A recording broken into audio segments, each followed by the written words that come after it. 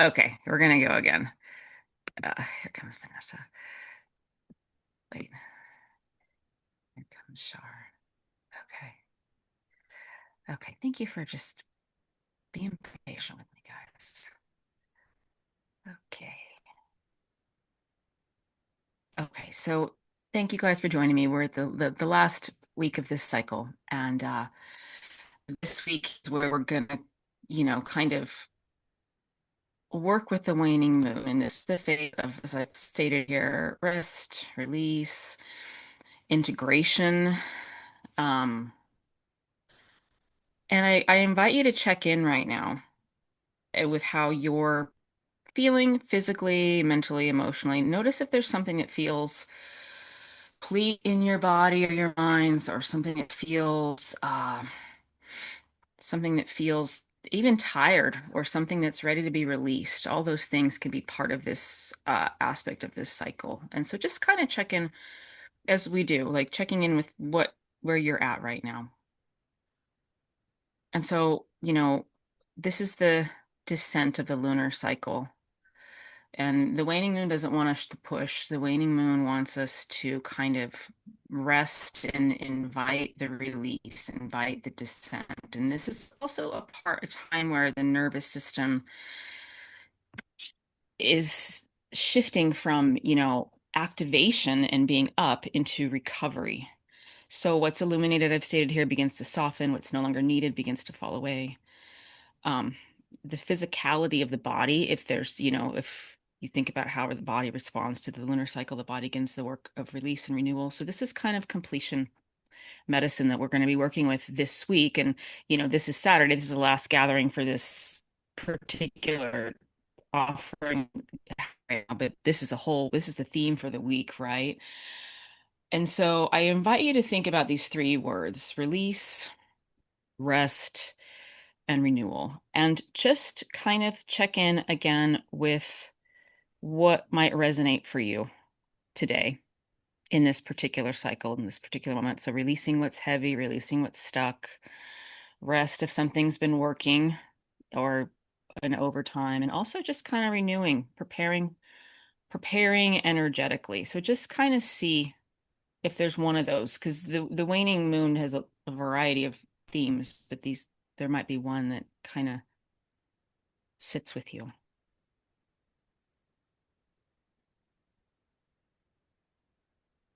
So as I mentioned, this is where the cycle, where the kind of the wisdom settles into the physicality of the body.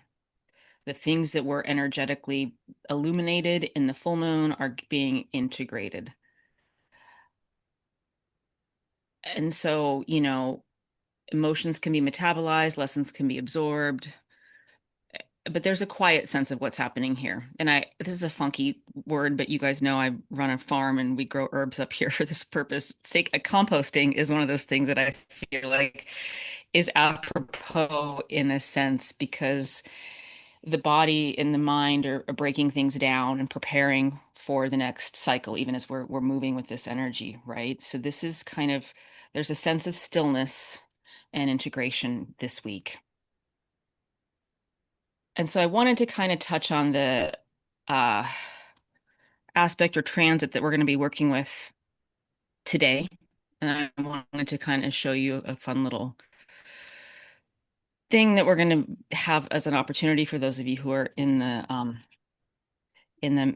membership subscription. But for everybody who's even coming for free, we're going to be working with this kind of notion of Saturn and Neptune in Pisces. And as I mentioned in my Substack post, they're at the last degree of the last sign of the zodiac right now. And, Saturn brings structure, Saturn brings boundaries and grounding. Neptune brings this, Neptune asks us to kind of soften into the mystery. Neptune is about that boundary illusion,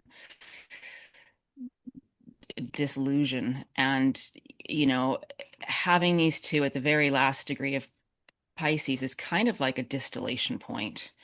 And, Neptune has a roughly 165-year cycle. So this is a big collective and personally cycle closure for us. It's not just that Neptune is shifting signs because it's going to go into Aries with Saturn in the beginning of next year. And we're going to start to feel that in January, but they're going to be exactly conjunct at 0 degrees of Aries. Um, I think it's February 26th. And so that what we're experiencing now as Neptune has just this past week come out of retrograde and it's moving forward. And so, what might have been happening for us in the past few weeks, we're starting to see what's cracking from the inside in the retrograde, right? The veil is thinning. We can't keep pretending. But then when Neptune stations direct, which is the energy we're in right now, we're left with what's real in our dreams. We're kind of left with this. It might have felt a little bit jarring, but it definitely feels like clarity. And there's this sense of surrender with discernment. And I'll um, share with everybody in an email tomorrow, I think, if you want to check out the Substack post. But the idea is that, maybe there's even a sense of grief, not grief, but like we're releasing something, right? And so there's a sense of, grief and grace together. And so what we're going to be looking at in our own charts here, I'll stop my share for a moment and I want to invite you to, if you don't have your birth chart, I'm going to pop this app into the chat, and I'm going to invite you, if you don't know what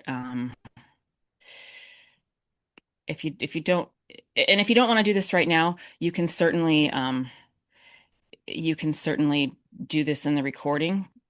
This link is going to work for the next week, and then it's going to be integrated into the membership. But this app, and I'll share my screen and kind of show you what we're going to be possibly working with. I'm going to invite you to pull up your chart or figure out pull or just grab a hold of any birth chart that you already have, and I'll do I'll share the example um, of my chart with you guys for a second so we can see. So what we're gonna be looking at right now is Neptune's placement in uh, your birth chart. And apparently my internet is slow. Okay. So once you figure out where Neptune is in your chart, you don't need to know the symbols. You can just go scroll down here and look and see uh, where Neptune is. I have Neptune in Sagittarius, but you're also going to want to see what house Neptune is in. So I'm gonna see. I see for mine Neptune. Whoops, is in Sagittarius, but that's going to be my second house. So what we can do with this.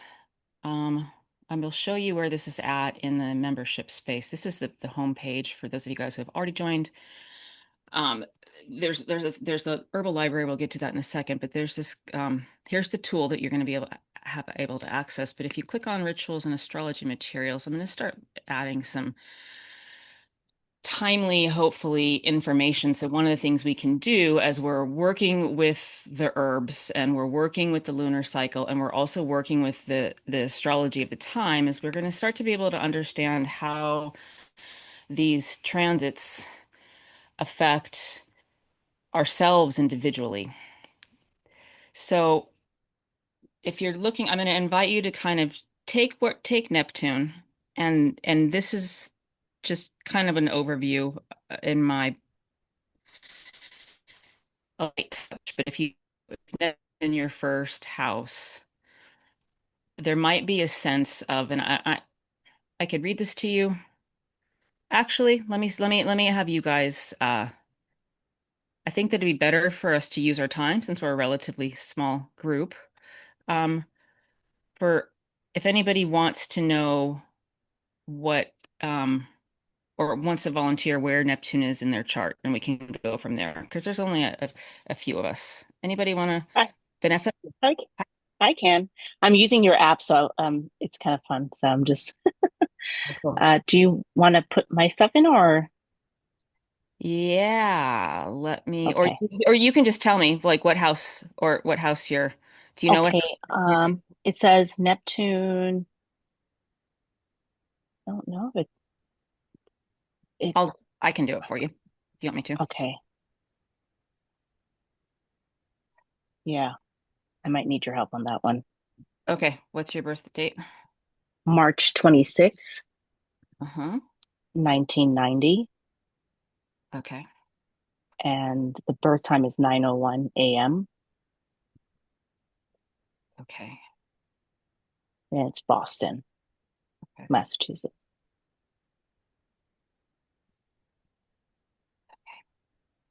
I'm going to reshare my screen so we can all kind of do this together. But I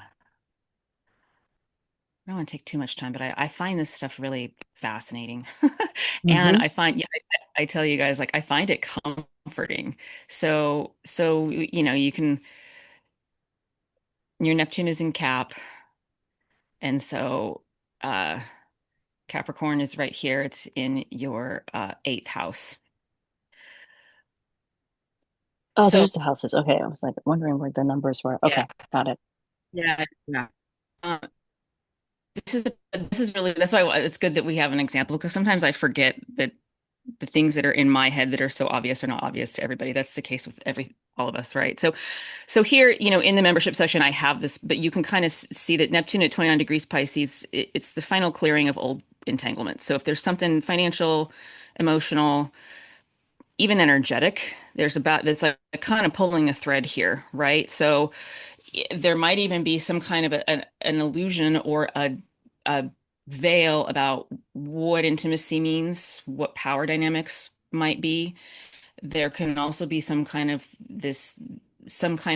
a dynamic that will dissolve, and there's a Mm, deeper truth there. So this, I will say that this transit, is I feel like this is operational for a while right now because I think Neptune, Tony, you can tell me, I think it's going into Aries in like at the end of January, right? Um, Correct. yeah. Okay. So I feel like yeah, this is the reason why I feel so self-conscious that you're here, Tony, because this is Tony's one of my Not at astrology all. Not teachers, at and all.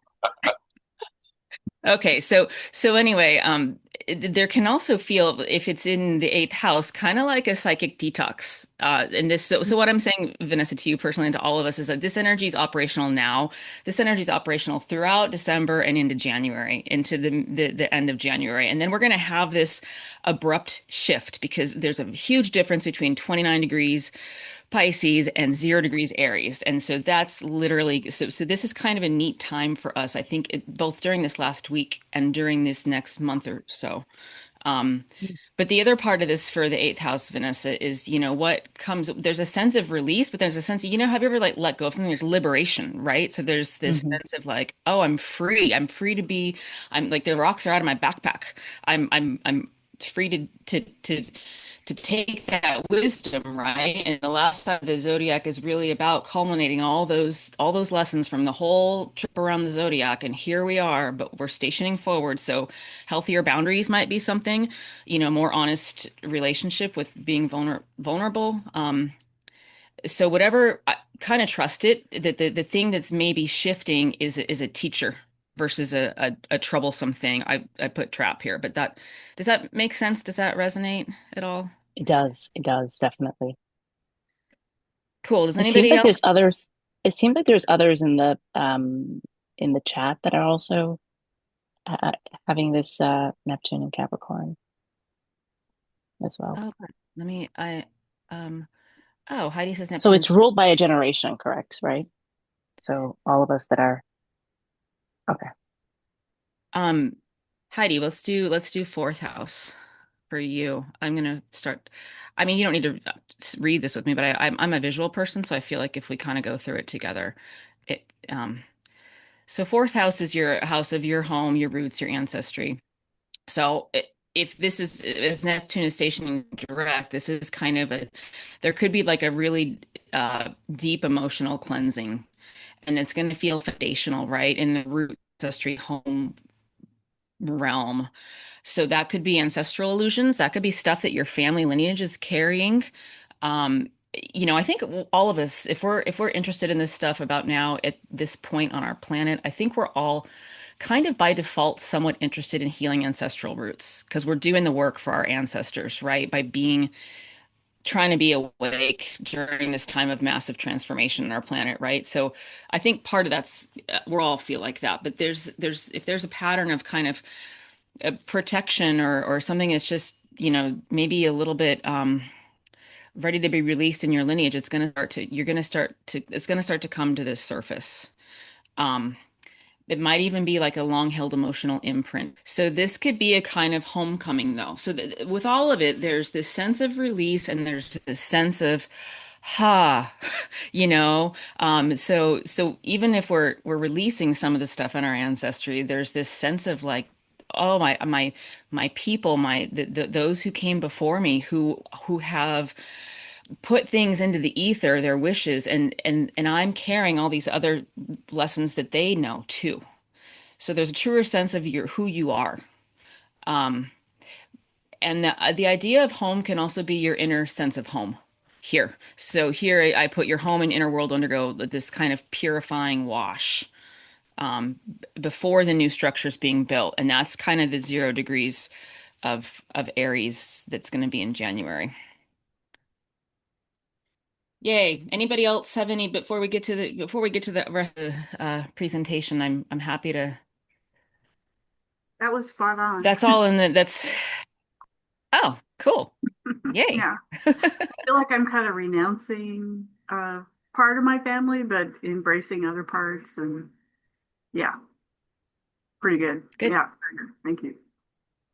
You're welcome. So mine is in the 12th. Well, so uh, I know that there's different way the houses are interpreted in different, I don't know what to call it, but differently, right? So Astro, on Oh my yeah. astro.com chart is the 12th house, but the chart on your website is the 11th because it's right at 15 degrees Scorpio. So so I don't know if you, so it would be 11th house, right? Um, with the system that I'm using, yes. Tony, do you want to chime in on anything about that? I'm sorry, could you just repeat what the question was? So it looks like my astro.com chart looks like it's the houses are different. They're shifted a bit Hmm. by about 15 degrees. Um, Okay. what's the Well, different there's different house systems, so that can make a difference, quite significant difference, depending upon which house system is used. The simplest way is to take the ascendant and just take a 30-degree segment all the way around. That at least is it's called the equal house system, and that will sort of be a base resonance. Now, when you move into other aspects of relationship to house cusps, that's a different matter. But I wouldn't get too caught up on it. The main thing is you can look at it from a quadrant standpoint. In other words, is it in the lower west, upper east, etc. So you've just got four different areas. But I would just add to everything that Lisa has mentioned, this particular conjunction of Saturn and Neptune really is quite significant as to, I would use the word beliefs. You know, what you believe in is a sort of a fundamental quality that you attach a lot of your life to. And those kind of belief systems, Saturn and Neptune, for example, the Christ mythos is very much based upon Saturn and Neptune suffering. And we can extrapolate that in a number of different ways, but it becomes a really important meditation. It's not sort of like a one little instant of flash. It's a process of meditation that you can see how this particular cycle is going to unfold. I'm sorry I went on a bit too much, Lisa. No, I love it. I think that's fantastic. That's what, do you see guys why I was like, oh man, Tony's here. You're so awesome, Tony. So the reason I wanted you to kind of speak is to say that's why I feel like you're my elder, because my answer, Dodie, was going to be like, I kind of consider it. I was going to say, well, just look at both. But to Tony's point, that's the quadrant thing, right? Which is like, so if you're not sure, it's worthwhile to check out both and honestly see what resonates too, right? Like, I think it doesn't have to be apples or oranges. It could be, let's just see what resonates.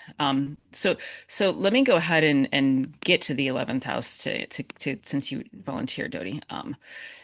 So here the idea is that so the 11th house is your community, your vision, your future timelines. It's community, you know.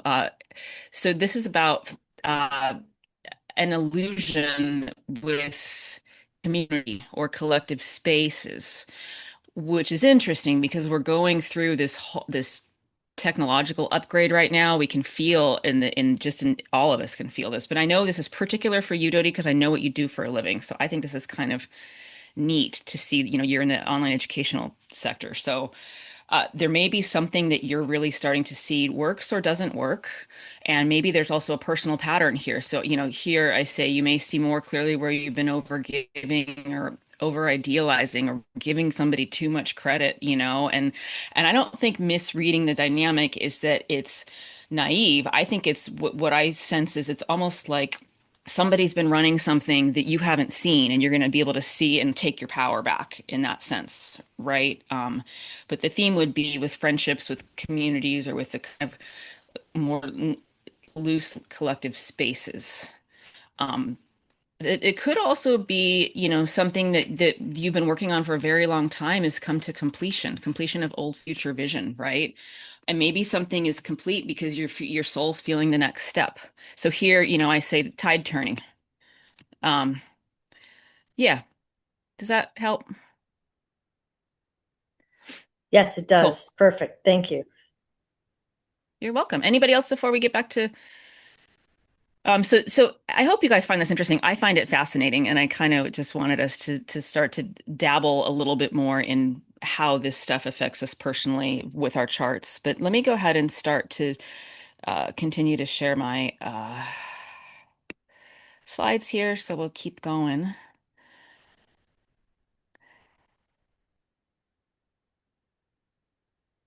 So the idea of nervous system medicine is one of the things that I've kind of been, and here I guess it's.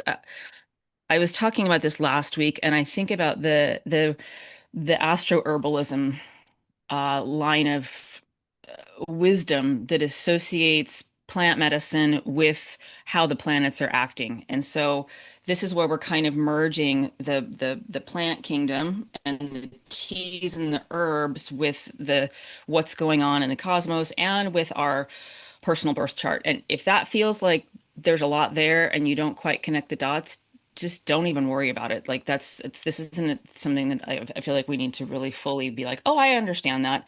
But this is about, you know, resting without escaping, being sensitive without becoming totally unhinged, right? Like dissolving old identities, but doing so with this sense of deep inner knowing. And so, you know, there's this sense of and using our physical bodies as the compass of what's true. So this is kind of, I would offer, this is slow, deep stuff happening. This isn't a rushed thing. So I wanted to give us an herbal infusion that we could all kind of consider um, working with both for this week. And I think this is interesting is this week kind of the completion of the lunar cycle is also that it kind of also fits with the Neptune Pisces at the last degree of the zodiac. So there's this sense of gentle detoxification, maybe sleep, rest. This isn't stimulation, this is repair and release type of medicine.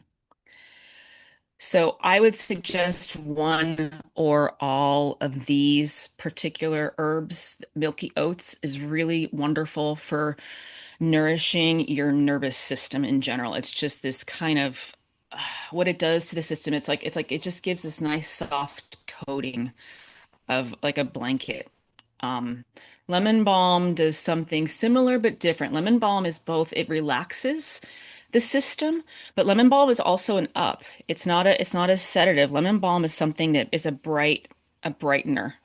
Um, it's been, you know, people use it for lifting emotions, but lemon balm is also very soothing. Tulsi Holy Basil is one of my favorite herbs.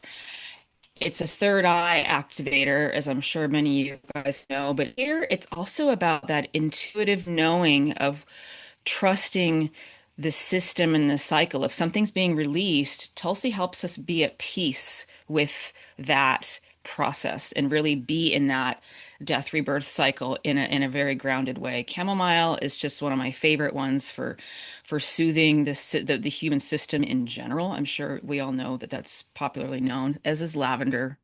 Lavender's also good for regulation, though. It's not just relaxing. It's almost like a mint where it can go up or down depending on what the system needs. And rose is one of my favorite. It's good for heart support in general, the heart space. And I just love rose tea. If you guys have had any of the rose tea from up here, it's you can smell it as you're sipping it, and it tastes like just like a regular tea, but it smells so soothing. It's like if you think about how your system reacts when you smell a rose, that's part of the impact of what rose tea has. Skullcap is and passion flower are also options. Skullcap, I love it because its name is so apropos. It's like a soothing little hat for your head if you've ever had like you're out there in the cold and you get a warm fuzzy hat on.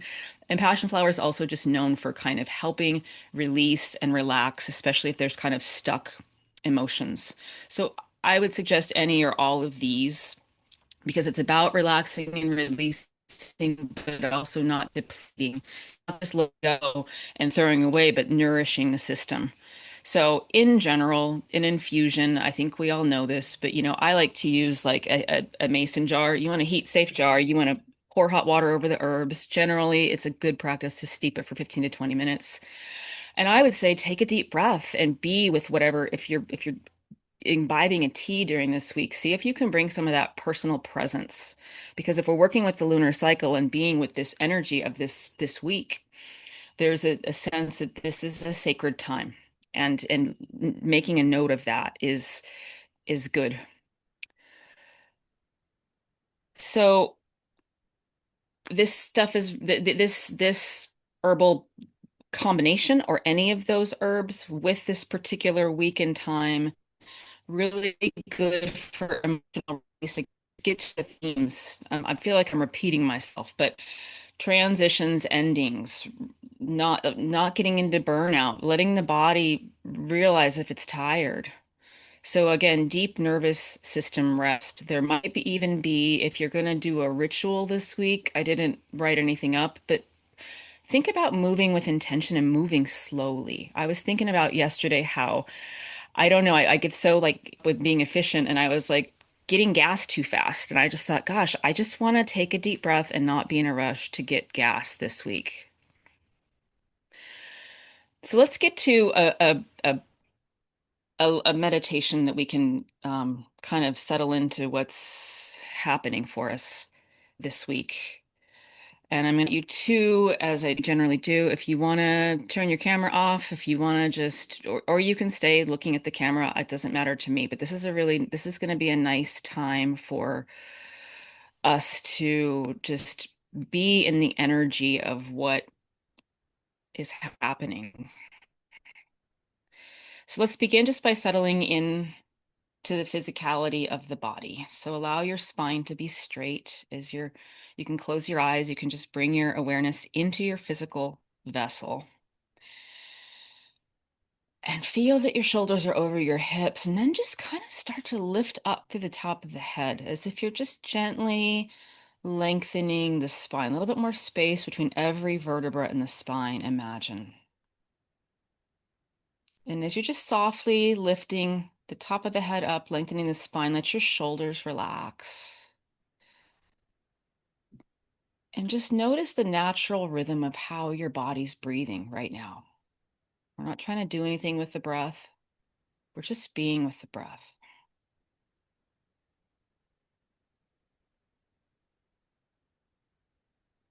And see if you can just settle into there's nothing you need to do during this next few minutes of time. This is just about unwinding and allowing. And And take a moment to connect where you're at, even if you're 20 stories above the earth. Tune into the earth that is ultimately beneath your physical body right now. And just connect with that soil that exists beneath you. And I love this sense of the earth star chakra. That chakra that exists at the base of your aura is really about Mother Earth always knowing where all her children are. So feel how the earth holds you and knows you and nourishes you and does so without conditions. So just feel yourself known and seen and held.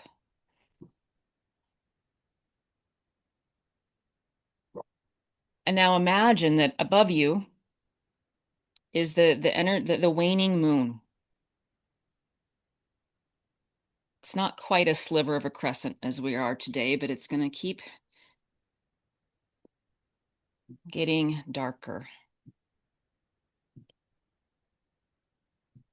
And just notice the moon isn't bright and full. She's softer, she's quieter. She's energetically signaling to us what's happening. She's drawing inward. She's also dissolving what's no longer needed. And as you're connecting to the moon above you, imagine that she's right above you. Allow her energy, which is what she does, to just kind of guide you inward.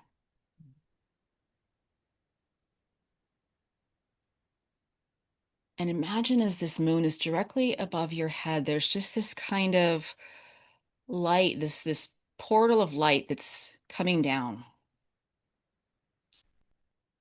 descending to the crown of your head. And it's just this kind of slow, gentle, silvery veil of light. And as it's touching the crown of your head, it's inviting your mind, your mental thinking body to soften and to relax. And just feel and allow that to happen.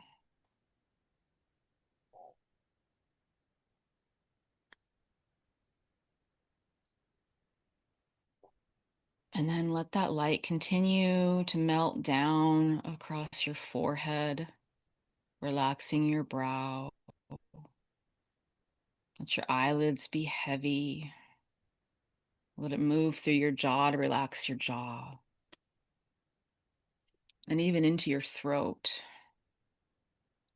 And in this space, every space that it's touching, if there's anything that's kind of been collected or stuck, it's just beginning to release.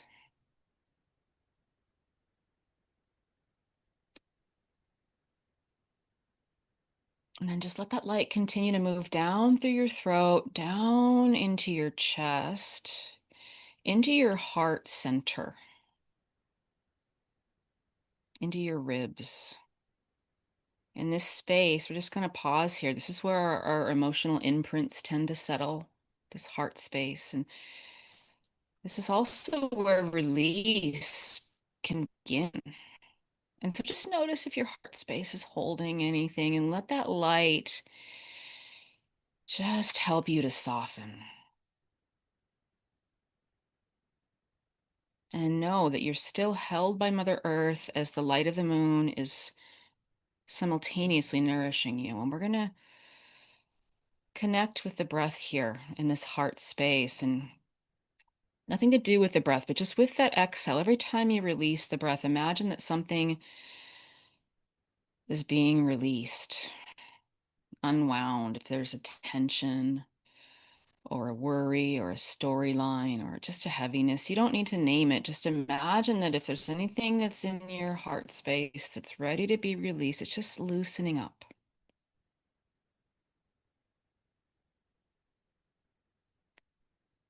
And imagine and start to feel that this silver light is just dissolving what's heavy, dissolving anything that's scattered or frayed. And just feel how it's doing it, not with force. It's doing it with this like softness, the sense of grace.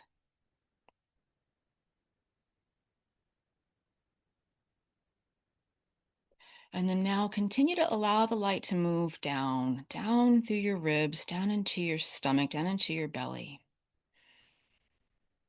And allow your breath to kind of deepen and widen here. In our gut and our stomach, the nervous system often keeps memories of bracing or pushing or enduring or any kind of effort is there. So just let the breath kind of a little bit deeper breath here intentionally. Let that breath signal to your body that it's okay. That if there's any kind of bracing or stuck tension, that just we no longer need to hold that.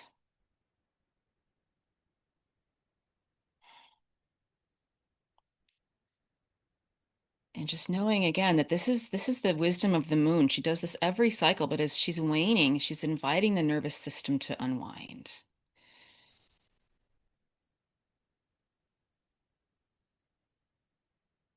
And then just return to just a regular breath now. Still connecting, let that light settle into your stomach, your maybe even your low back.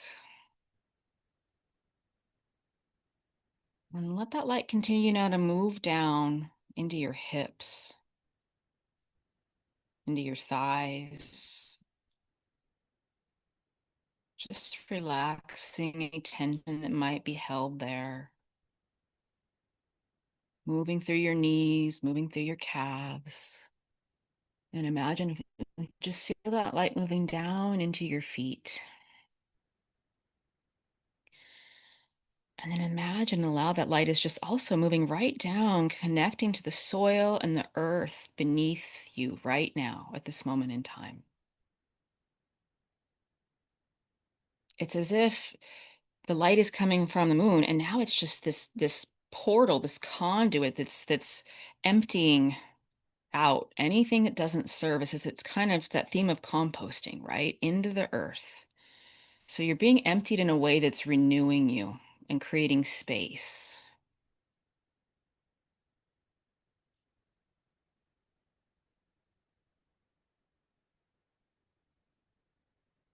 Wonderful. And now imagine, this is one other layer that hopefully will resonate, but somewhere between you and the soil beneath you, there's this energetic pool of water. And the water is this kind of dark, deep blue water, as if it's a similar color to like the night sky if you were to look up tonight. And this is the energy of the waning moon is in this water. And now also just allow this water to absorb, in addition to the earth, this water to absorb anything that you're ready to release, anything you're tired of carrying, anything that maybe has served its purpose and is now being illuminated so that it can be released. And maybe just notice if there's something particular that comes to mind right now. If there's a pattern, a belief, even just a pattern that's running for the collective, an outdated identity or way of being safe. There's no need to really spend too much time with it. Just if it comes up, let it slip from your body into the waters beneath you. And as we're moving through this release process, feel how your energetic self is reorganizing almost. There's a sense of becoming simpler and cleaner and quieter.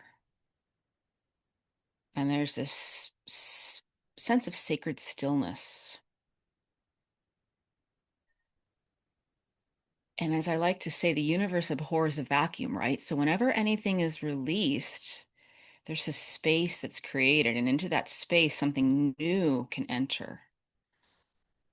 And so now invite a single quality that wants to return to you.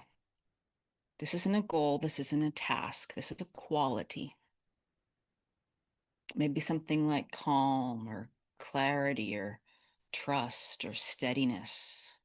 Notice if there's something that comes to mind. And imagine it in your energetic and physical space, everything that's been emptied out and cleansed, both first in the heart. Let's go back up to the heart center. Let that quality just infuse into that vacuum of space that was created. Receive it and feel it and vibrate it in your heart.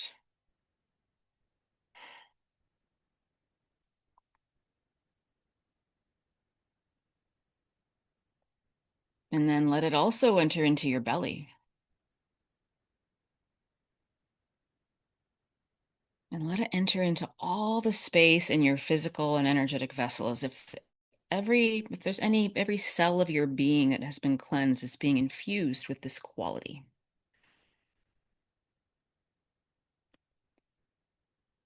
And just feel your field sort of reweaving itself with this new sense of coherence and harmony and balance.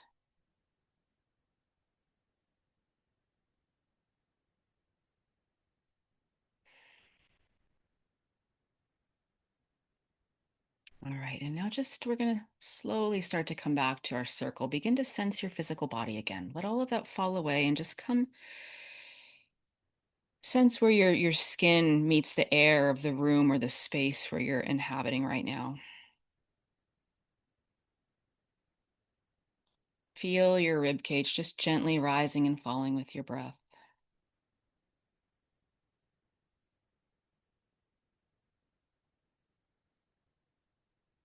And if you'd like, set the intention that for the rest of this waning moon, we can let this healing work with the added intention that there's nothing to do. If there's any job, it's just to stay soft enough to receive this medicine.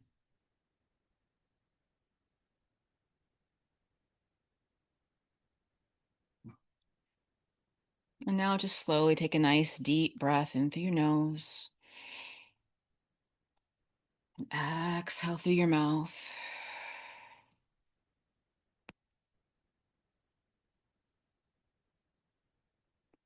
And when it feels right and ready, you can come back to our circle. You can turn your camera on if you'd like, or you can keep it turned off. No requirements there.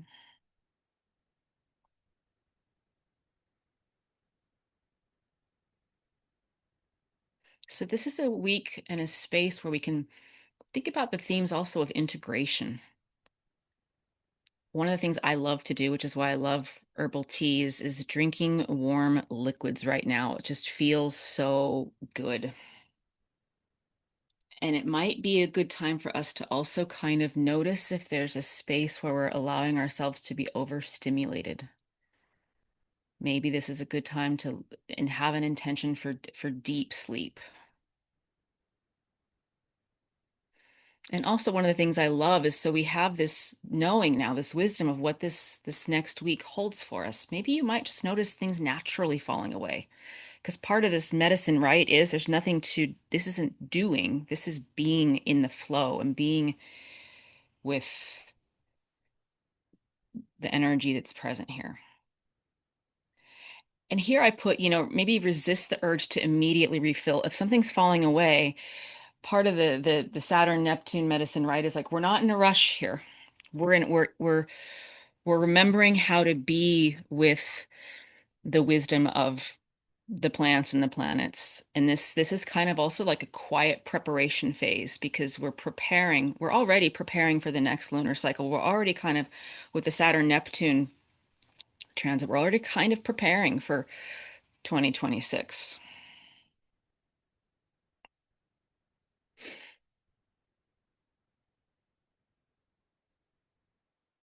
So I just want to quickly thank you guys for being here for all four gatherings. We started with the new moon, setting intentions. We grew with the waxing moon. We illuminated with the full moon, and now we're integrating. And really, I think the neat thing for me with when we do the Lunar Herbal Alchemy membership, you guys who are members know we only really meet twice a month, in the new and the full moon. But I really loved this experience with you guys, because it was like putting a pin in all the phases And we really get to see that we can embody this wisdom. We can work with the energy and we can kind of really integrate and be the embodiment of what's going on. So for those of you who may not be members, this isn't I really want to say, like, I just want to thank you guys for being here with me this month. And so, this is kind of uh the Lunar Herbal Alchemy Circle isn't a course. I know sometimes when I do courses, people are like, I don't know if I have time. And I tend to, like, as you guys know, really do overkill in terms of content. So this isn't something that I want you to feel like you need to keep up with content. This is just for me personally. I love doing this particular uh thing with everybody because I do it. I mean, I do it for me. We get to, this is a rhythm. This is about returning to the rhythms that our ancestors, I think about the Egyptians, right? Like before there was the Gregorian calendar, there was a lunar and a solar calendar, and that's how humanity existed. So the Lunar Herbal Alchemy Circle is you get a monthly shipment of herbs that are grown here on the farm. And then we do lunar gatherings, as I mentioned, with the new and full moon. And I'm going to start to integrate some of that astrology transit stuff if you're interested. We'll have an opportunity to kind of get to know our charts and work with what's going on as the transits are relevant. And then we're also going to be doing kind of like I did today, just some meditation and some energetic integration. Um, I've got, and I can share with you actually that, well, I'll share with you the monograph library is building itself up. There's about 30 monographs in there right now. And then there's also there's a section where we're going to be really having a resource for you guys to say, it's maybe the herbal, with the way you're interacting with herbs moves beyond a tea infusion. Maybe there's something else you want to do. There's going to be some resources and we're going to be able to talk about the different ways to use herbs. You know that I love rituals, so we're going to continue to integrate all those things. And then I also put the Cosmic Compass astrology tool. The app is almost done being developed, but there's a section, as I mentioned, for just getting to know your birth chart. There's a section for compatibility, which is two people's comparing the charts, and then there's that astro herbalism section, which is just helping you kind of see what the um how the plants work with your particular energetic thumbprint stamp, right? And then here is a picture. If you guys join by the 20th, that's going to be our first gathering is next week. And then we're going to meet probably every other Saturday, roughly. But this is a picture of the Merkaba water bottle that I was talking about. So I'm gonna stop my share, and I really just want to quickly share with you one more uh thing. So let me and then I want to see if anybody has any feedback or questions or anything else. So let's, so let's find another tab. Oh my gosh. Sorry, guys. I have so many tabs. So here, this is the home page for the Lunar Herbal Alchemy. And so you can see there's the library of herbs. And I'm going to share you kind of how it, wait, this is it. You access it here and you're going to be able to go in. And when you get your shipment, or if you're just, I kind of wanted to have it be a space for dabbling when you happen to have time. So this isn't a homework assignment, but you can kind of see I've got a bunch of monographs here that I've already uploaded, and hopefully it'll be mostly complete by the 20th, by the time we start. But you can kind of see, you can just click on one of these images and you'll get to know the plant and you'll get to know its energetics and what it's used for.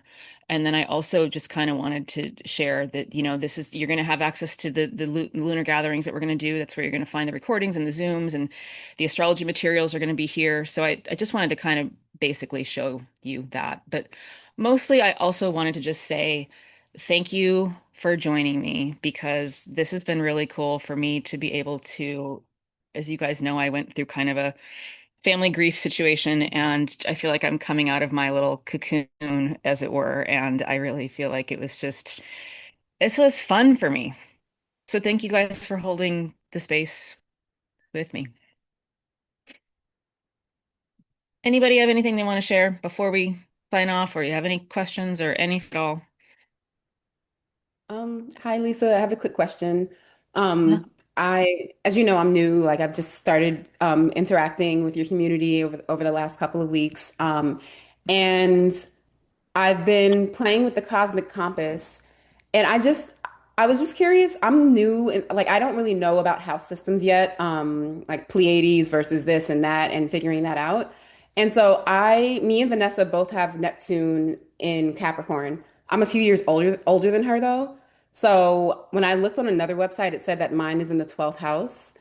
Um, just I don't know, like I don't know how many degrees. I'm at 7 degrees of Capricorn for Neptune. I don't know what Vanessa's was. Um, so I'm just trying to figure. I'm Four, just like 14, 14. 14. Okay, Yeah. so that's a big difference. Okay, that makes sense. Um, so how do you know usually? I know I heard Anthony going into using the ascendant and going like 30 degrees, but I guess my question is like, do you plan on including house systems in the app in the future?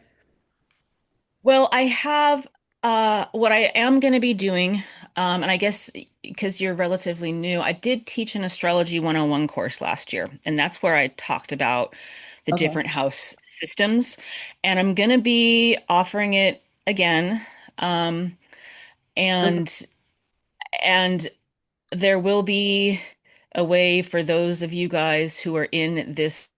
We're going to be able to talk about it. If you want to do a deep dive, you're going to get a real nice discount on doing that class with me. So, and if you really want us to, I'm happy to, Shar, if you want me to present on that during one of the lunar cycles. The other thing that I love about this community is like we're all in a circle together, right? So I love when you guys just show me what's interesting to you. And Vanessa, I know we still have the financial astrology that you put a bee in my bonnet about that. That was last year. But I love it when you guys like say, hey, like this is interesting. So I am, before I do the astrology course, more than happy to kind of just say, in my experience, and maybe Tony, you can say something. I think there's different house systems. They have different strengths and different weaknesses. And you kind of a lot of people if they just get familiar with one and it resonates with them and it becomes kind of their language and that's just the one they use. I don't know if it's right or wrong.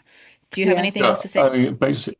Oh, yeah, I'll just briefly say, the majority of charts that have been done, probably over the last 500 years, have been using what's called the Placidus system of house division, which is a combination of time and space. Then there are others which are much more space oriented, Campanus, which basically takes the great circle that runs from the east point to the west point, divides that into 12, and then projects it onto the ecliptic, much like slices of an orange. Um, so there are space oriented, time oriented, and it is, unfortunately, one of the big debates that has occurred in astrology for, many decades.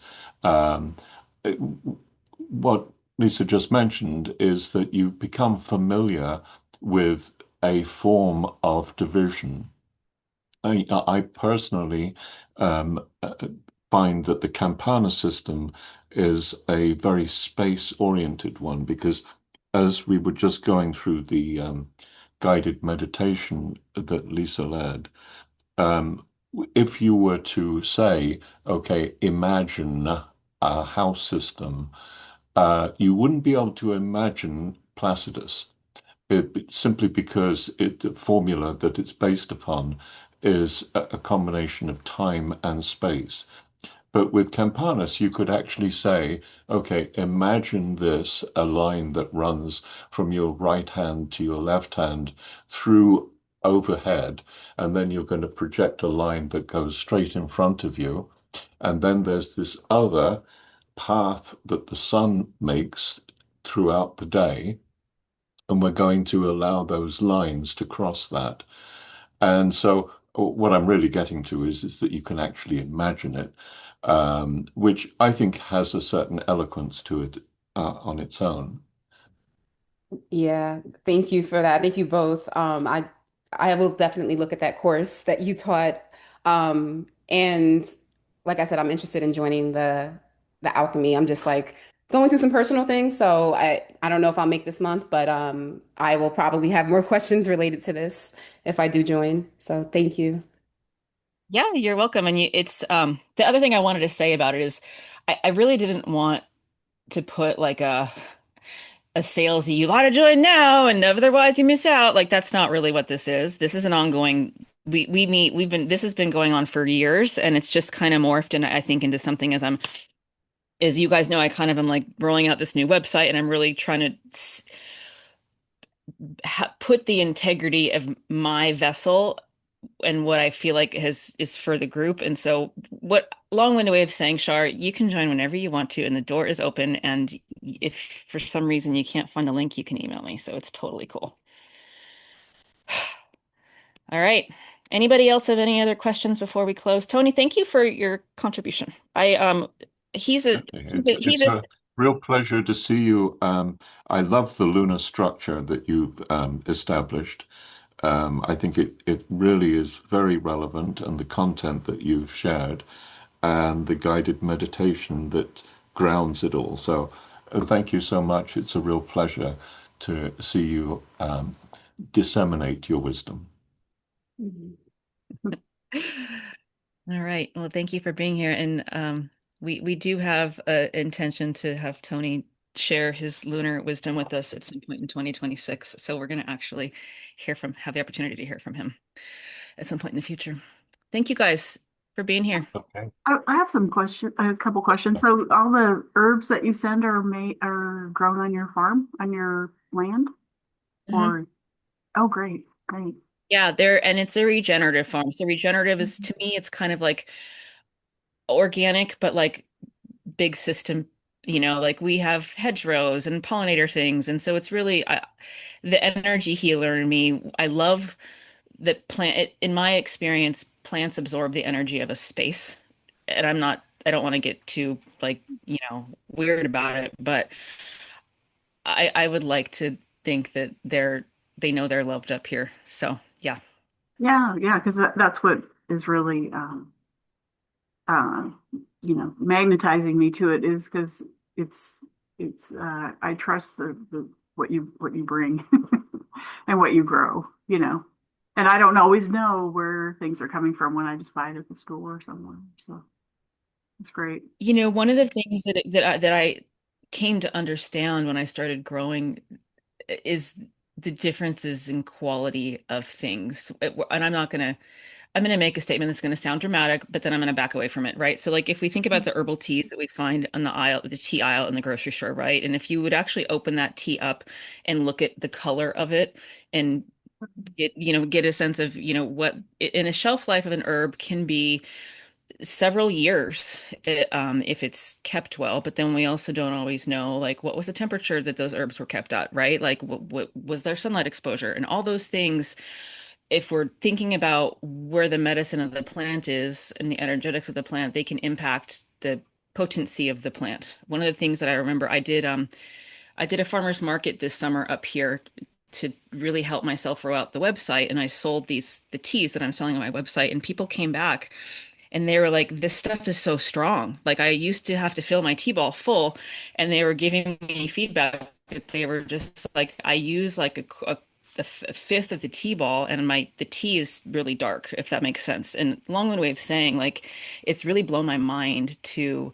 It's like when you grow your own tomato, right? When you taste your own homegrown tomato, like it's just like it's a game changer. So I feel like that's kind of been my experience with the plants too. That's That great. One was a quick really long question. answer. Oh, sorry. Go ahead. Um, the uh, milky oats, lemon balm, tulsi, which I'm not familiar with, tulsi, but what's the plant look like? Tulsi holy basil. It looks like a mint, but it has this the square stem of a mint, but it has a very distinctive aromatic. It's got the when it flowers, it's got purple flowers, and it has this.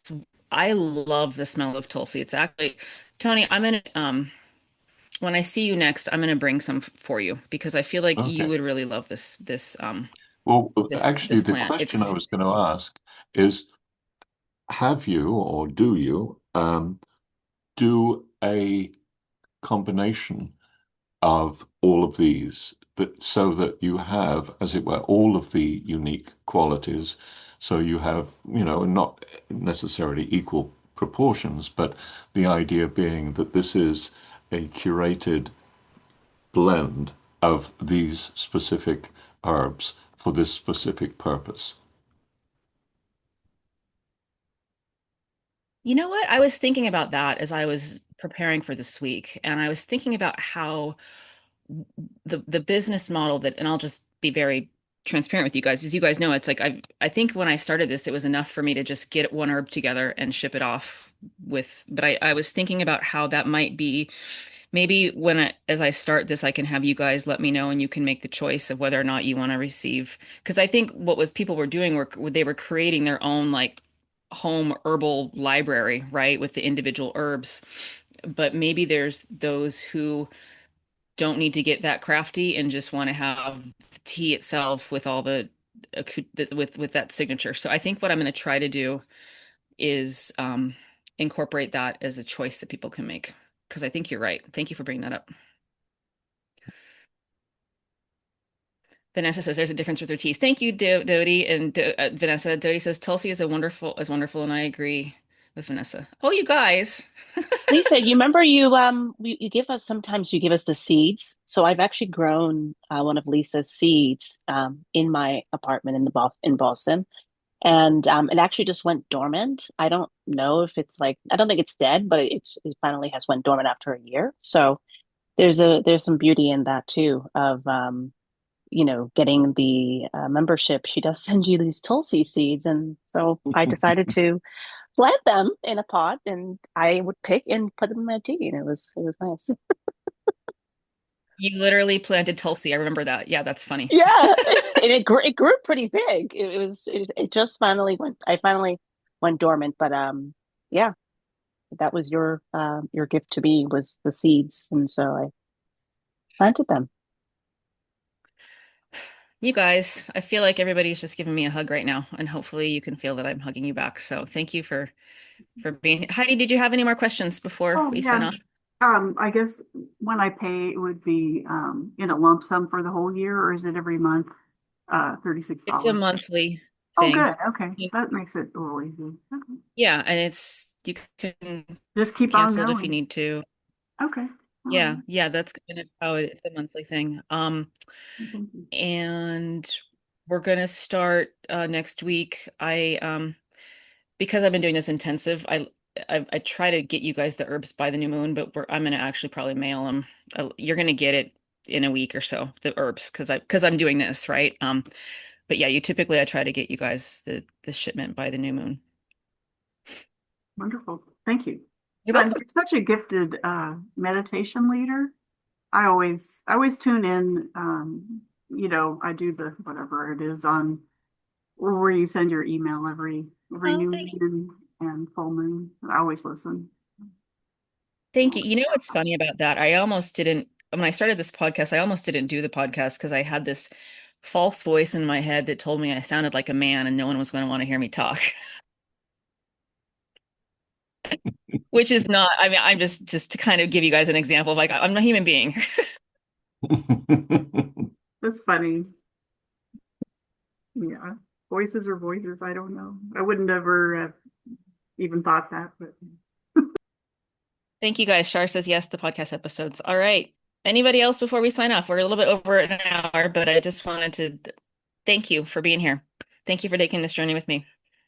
We love you, Lisa. You're the best. Thank you, Eve. Right back at you guys. Thank you, Okay. Lisa. You're welcome. Have a blessed Thank you. weekend, everybody. See you. I'll see you Okay. soon. Thank you.